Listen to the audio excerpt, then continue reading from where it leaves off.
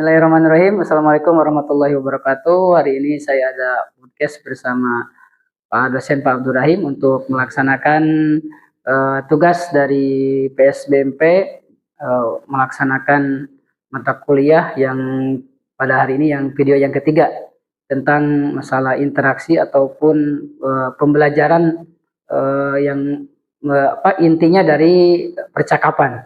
Nah, bukan hanya pembelajaran tapi percakapan. Dengan itu simak baik-baik, insya Allah akan membawa manfaat. Kritik dan saran saya sangat dibutuhkan karena kita adalah manusia yang banyak khilaf dan dosanya. Saya tunggu komentarnya dan insya Allah komentar tersebut akan kita balas dengan podcast selanjutnya. Terima kasih. Wassalamualaikum warahmatullahi wabarakatuh.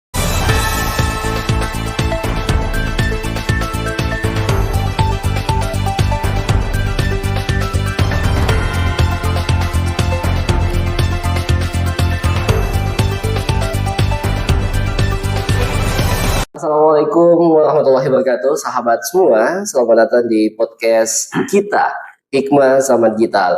Saya Abdul Rahim, senang sekali bisa menemani Anda semua. Kali ini kita akan berbicara tentang sesuatu yang sangat mendalam dan relevan, yakni Islam sebagai rahmat bagi semua dan bagaimana kita menghadapinya di era digital. Bersama saya telah hadir narasumber kita, seorang pendakwah dan pelajar yang luar biasa, yakni Bapak Ustadz Nanugraha SIP. Assalamualaikum Ustadz, apa kabar? Waalaikumsalam warahmatullahi wabarakatuh. Alhamdulillah sehat walafiat. Alhamdulillah, Masya Allah. Senang mendengarnya Ustadz. Langsung saja kita mulai pertanyaan yang sering menjadi refleksi banyak orang ya.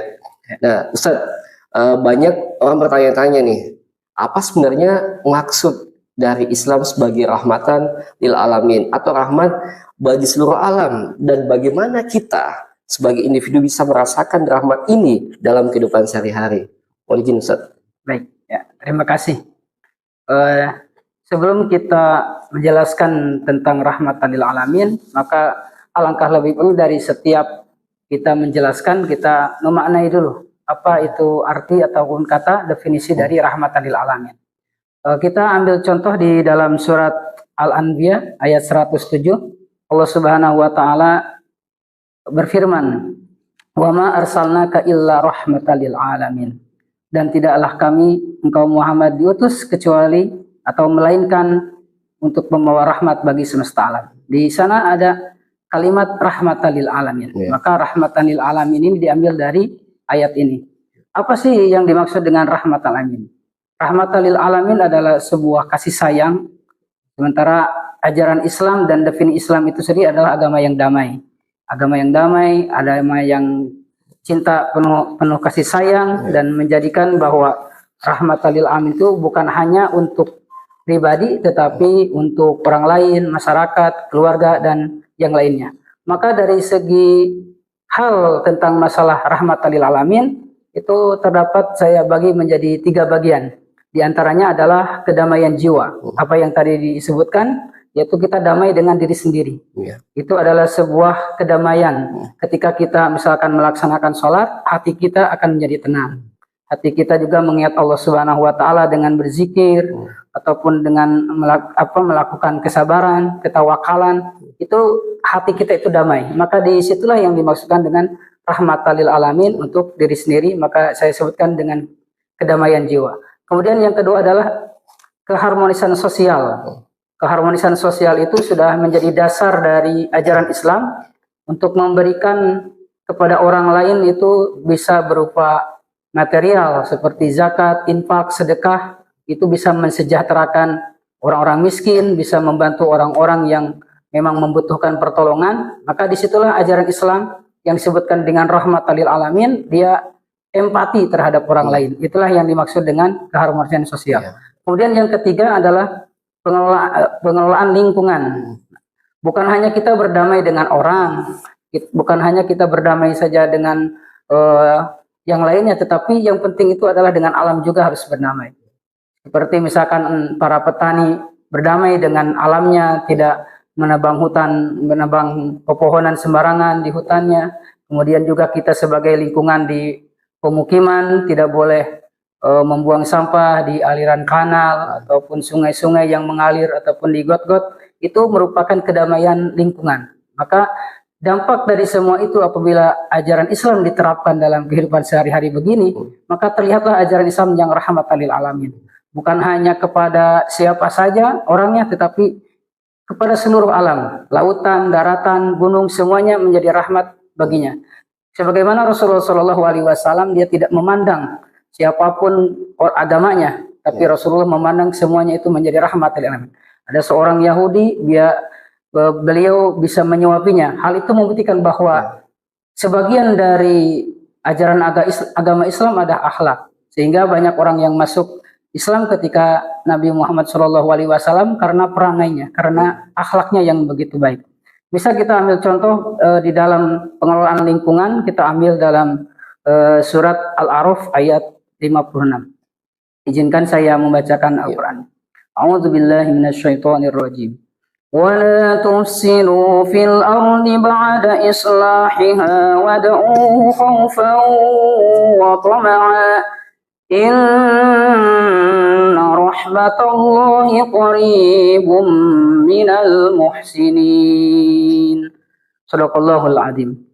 Jadi di dalam ayat tersebut kita wala tufsidu fil ard, janganlah kita merusak bumi, alam semesta ini harus betul-betul dijaga. Maka di sini saya menekankan ketika Islam benar-benar hadir dalam kehidupan kita, ia tidak akan menjadi cahaya bagi dirinya, tetapi membawa cahaya bagi orang lain, masyarakat, dan bisa saja alam sekitarnya. Demikian. Masya Allah, penjelasan yang sangat mendalam ya Pak Ustadz ya.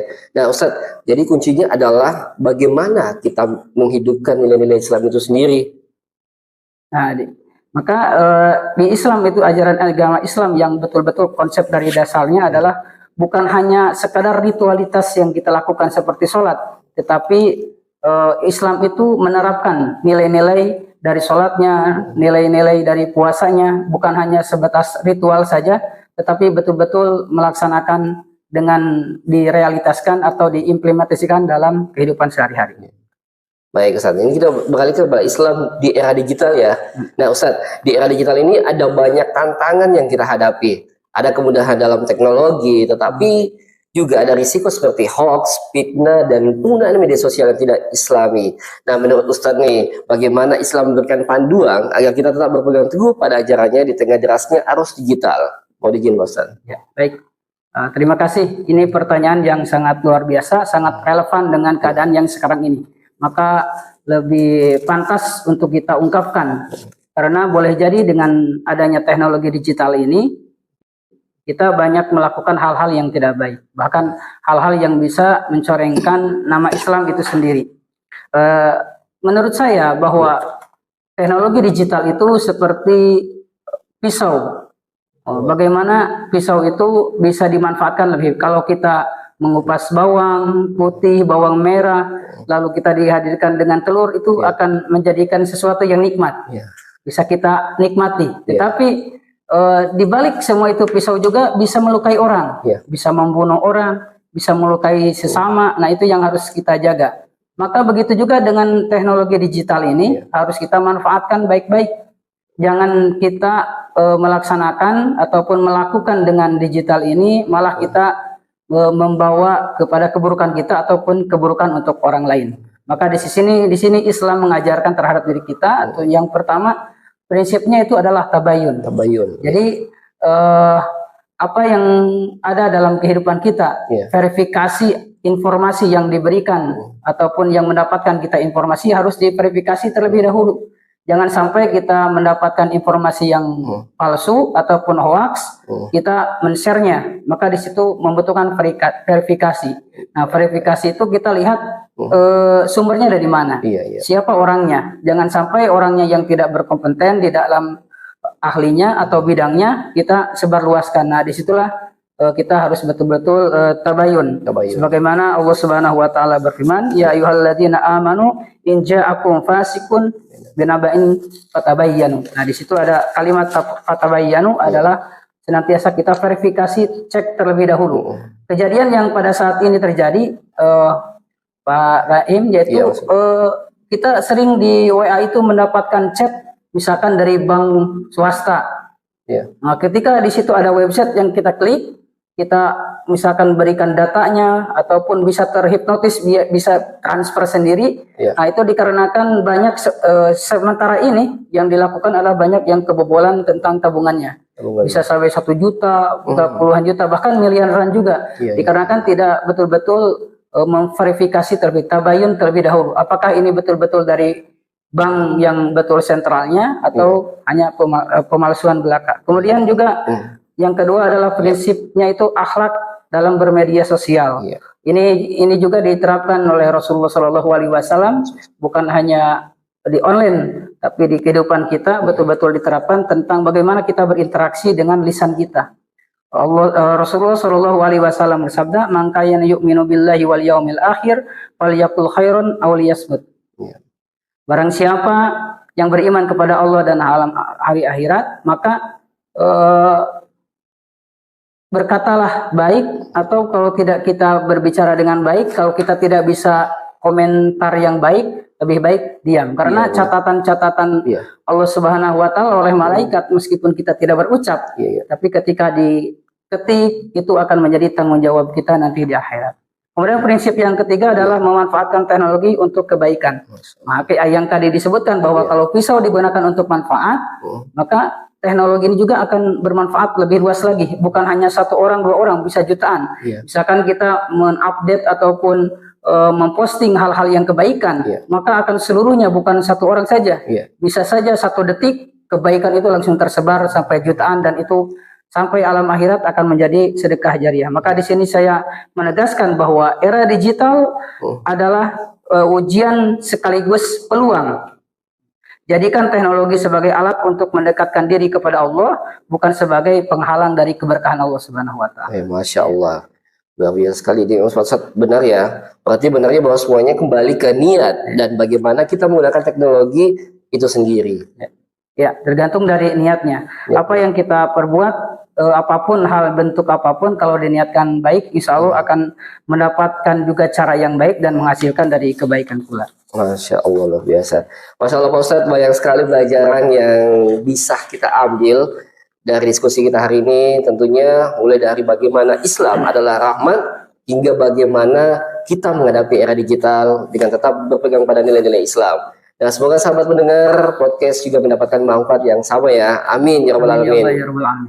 Terima kasih banyak Pak Ustadz menganugerah atas ilmunya hari ini. Semoga Allah terus memberkahi ilmu dan dakwah Pak Ustadz. Amin ya rabbal alamin. Terima kasih juga atas kesempatan kali ini. Semoga bermanfaat bagi kita semua. Subhanakallahumma wa bihamdik, asyhadu an la ilaha illa anta, astaghfiruka wa atubu ilaik. Allahumma waffiq ila aqwamit thariq. Wassalamualaikum warahmatullahi wabarakatuh.